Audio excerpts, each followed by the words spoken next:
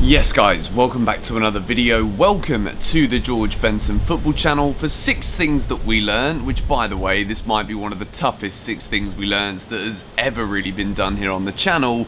From Chelsea 0, Wolverhampton Wanderers 0. Thomas Tuchel's first game in charge. The first time we get to see a Tuchel team, or a Tuchel team as I get it wrong yet again. I'm flipping tired after that one, to be honest. It was kind of a difficult game to keep your eyes open with, to be fair. Not just because it's the middle of the night here and you've got this blinding light in front of my face, but because the quality of football wasn't really the best thing that I've ever witnessed in my life. But we will get into things today. Before we do so, I'd like to ask you to subscribe to GBFC if you're new around here and you haven't already done so. Making a lot of videos about the beginning of the Tuchel era, and obviously you guys have heard my reactions to what I think about Frank Lampard being sacked. However, we are not here anymore to talk about how I feel about Lampard being sacked. I don't want to look at this game too much from the whole balancing perspective and shift of, would we have won this game under Lampard? Would we have lost this game under Lampard? Was this progress? I think Thomas Tuchel said it himself before the game that it's been a crazy 24 to 72 hours for him.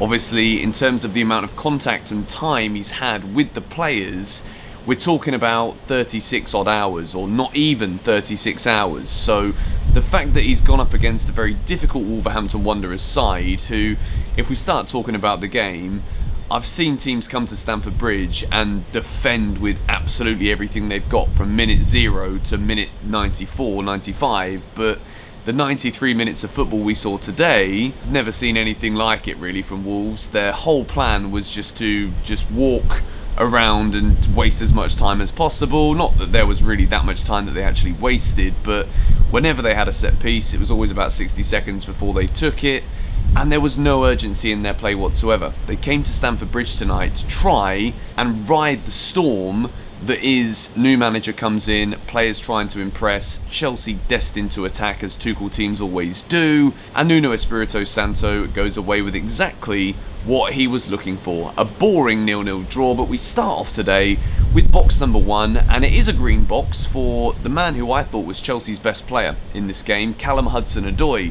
He starts the game in right wing back, which, I mean, we'll talk about the Tuchel formation in a moment. I think it was very bold that we decided to go with something completely different, and I think if you look at the first sort of 10-15 minutes of the game, you could see that Chelsea were absolutely dominating possession. We looked as though we were playing with a higher intensity with the ball. Sadly, as things went on, you guys will find out in a moment what I thought about it, but it did deteriorate. But in terms of players that were looking to create chances and that were getting into good positions, I thought Callum Hudson-Odoi was by far the best player on the pitch today, other than some of the Wolves defenders who did very well indeed. But Callum Hudson-Odoi looked very sharp. He managed to finish the game in left wing back, which it was very interesting when Chilwell came off for Pulisic, and he's like, me? Like, Pulisic is coming on for me? What is going on here? You know, it's a lot for Chelsea players to take in, but I think Callum was given the nod, which a lot of people thought he might not have even been given the start to this game, which was a very big decision from Tuchel, and it shows that in the recent games, and with the brief knowledge that Thomas Tuchel has of these Chelsea players in our current form, Callum Hudson-Odoi is a man that we all know, if we've all watched Chelsea play recently, we've all known that Callum deserves to be starting games at the moment, and I think today Tuchel's choice of actually picking him as a starter was vindicated. I thought he was very good in terms of a 0-0 where we didn't really create too many clear-cut chances. I thought that some of the balls that Callum played into the box were very good, and if Olivier Giroud was a bit more alive and awake today, then we probably would have won this game. Box number 2 is a red box for creativity. Again, I hate doing this because you guys know, but you remember that Belgian winger, Eden Hazard, who just would change a game for Chelsea in the blink of an eye out of absolutely nowhere.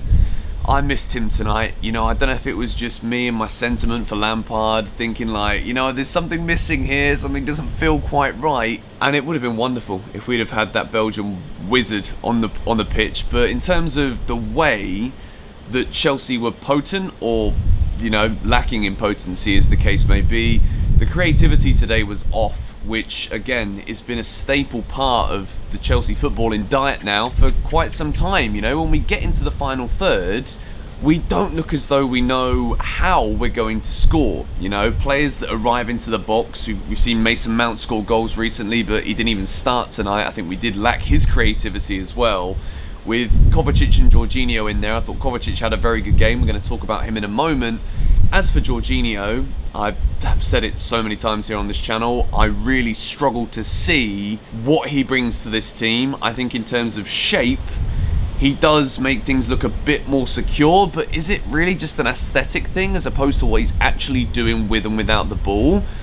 I personally think it is. You know, when you look at commentary and you see analysis at halftime and you look at, you know, they draw all these lines and they connect players together, and Jorginho's always central to what they're actually trying to portray here, but in terms of what he actually does with the ball, I just cannot see it. You know, I don't get it, to be quite honest. But we're going to move away from the red box of creativity, and I want to talk about Kovacic, who I thought was absolutely brilliant today for Chelsea again. I wouldn't say brilliant in the sense of he was as good as he was when he was our best player at times last season, but I think that he actually did get on the ball a lot more today. He looked a lot more confident on the ball, which is something that I think recently when he has been playing, he's not looked as confident. You know, if you remember back to that game against Wolves before, I think he played in that one, and I think that was one of the performances that I picked out as one of the worst I've seen from him. I think it was the game against Wolves. It might have been somebody else. It's quite late here and I'm pretty tired of talking about boring Chelsea at this moment in time. But I thought Mateo Kovacic was good. He had one of our best chances of the game. That shot from outside the box very late on that when just past, it kind of like nuzzled the side of the net. Nuzzled, I'm making up words here on the spot as well. It hit the side of the net. It was a good effort. But I think Kovacic looked decent. He looked as though he was trying to carry the ball, dribble past players at times as well. And I think in a game where there was very little light, I thought Kovacic actually played very well indeed. Now, box number 4 is a yellow box for Hakim Ziyech. It kind of all leads back in to the red box in box number 2 for the next 2 boxes. But Hakim Ziyech, again, I think he just looks sloppy. You know, there's times when he's on the ball where he does look as though he's fully in control of it. He's in control of the tempo of the game, which is something I thought was Jorginho's job, but it seemed as though it didn't really work out for him either today. Box number 4 and box number 5 are Hakim Ziyech and Jorginho. First of all, again with Ziyech, I thought sloppiness was the key from him today.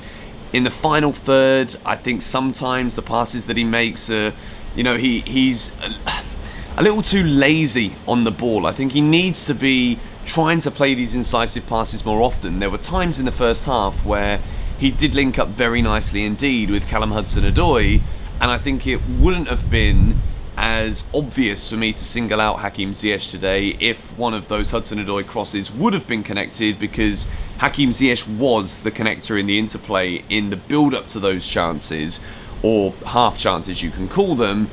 But I just don't think we're getting enough from Hakim Ziyech at the moment, whether it is a confidence thing or whether or not we're still trying to find what his best position is within this Chelsea squad. It's very difficult to tell. And I think obviously with Tuchel coming in and only having 24 hours, it's hard to really judge any of the players based off of where they played today and where the teammates around them played as a result of the formation. It's very hard to judge anything. But box number 5, I gave a yellow to Jorginho again. You know, we kept a clean sheet. He was kind of playing in the deeper role in front of the defenders. Wolves didn't really create anything, and he did like clean up the play a few times, Jorginho, but I've given him a yellow because Thomas Tuchel's come in and he's obviously called upon him to start the game ahead of Mason Mount, who's played the last 13 league games and who's probably been arguably Chelsea's best player in recent weeks. Tuchel must see something in Jorginho, and I don't just want to sit here and bash him, because it does look as though I'm going against the manager after just one 0-0 draw when he's only had 24 hours in charge of the team. I don't see what Jorginho really can bring to this side that other players that are on the bench, or players like Billy Gilmore that didn't even make the bench, I don't see what Jorginho brings that someone like Billy can't, you know, and I would love to know what you guys have to say about this in the comments down below. I'm not always trying to just bash Jorginho, but the way that my mind works with what I see on the football pitch, I just don't see what he brings to this team. I just don't see it. So let me know in the comments down below if there's something that I keep missing from Jorginho. I mentioned earlier when it comes to the shape, but when I see him on the ball, I don't see enough. When I see him off the ball, even if he's in the right place, he's too far away from the ball sometimes. You know, he makes fouls, his passing's off. And I think tonight, it just summarised again. Tuchel picks him, and I'm hoping to see something that, you know, we didn't get under Lampard, or that we didn't get from other managers, from Jorginho. But for me, he's not the Chelsea player that we need. But we move into box number 6, and I've actually given a green box for Thomas Tuchel. And it's a difficult one because, you know, I said that I was only going to really base my analysis for games off of the individual performances that I see. If I think what I see isn't good enough, I'm going to call it out. I think I've done that today, but I also think we've got to be very realistic in the fact that Thomas Tuchel's had 24 hours with these players. He's come in, he's been incredibly bold with his selection in terms of changing the formation, completely changing up the shape with just 24 hours notice for the game. You know, it's not easy to have that kind of confidence within your own ability as a manager to actually come in and do something like that. You know, his remit is obviously to come in and be like, listen, what was happening before wasn't working. We need you to come in and fix that as soon as you possibly can. And he's taken the bull by the horns and he said, you know what? Going to make some changes tonight. I'm going to put players in positions they've never played in before, and this is how I'm going to do things. And I actually really like that about what Thomas Tuchel did tonight. I love his first interview. I love the interview he did with Chelsea TV and the one he did with BT Sport. I think it's very confident. It shows his charisma. He was very enigmatic on the sidelines as well. He was kind of kicking every single ball, reminiscent to that of something like an Antonio Conte. We've seen that Lampard on the touchline, he's very much arms folded, looks as though he's not really communicating with himself. And then we've obviously heard that there was a lack of communication with players as well. And I think communication is going to be a key thing with Thomas Tuchel. And I think considering 24 hours in charge, it's not a win, but with the things I've just mentioned, I think it is definitely a positive to look forward to. And as a Chelsea channel that always likes to bring the positives out of everything, I'm excited to see where we can go from here once Tuchel's had a bit more time with these players, time to implement these tactics that maybe we see 3 at the back again, maybe we don't. I think Rudiger tonight showed that we need to have a player that is willing to go forward on that left-hand side of the defence as well. Let's just go for David Alaba, shall we? Just offer him the best contract in the world. Alaba can play left centre-back. Chilwell can play left-back, left wing-back. It would be wonderful. Just going to leave that with you for the end of this video today. Thank you guys for watching. Thank you to everyone who's new to the channel. Thank you for all of the support over the past few days. It's been pretty mad, considering it's been a sad time to be a Chelsea fan. Thank you guys for watching. I will catch you all later. Come on, you Blues.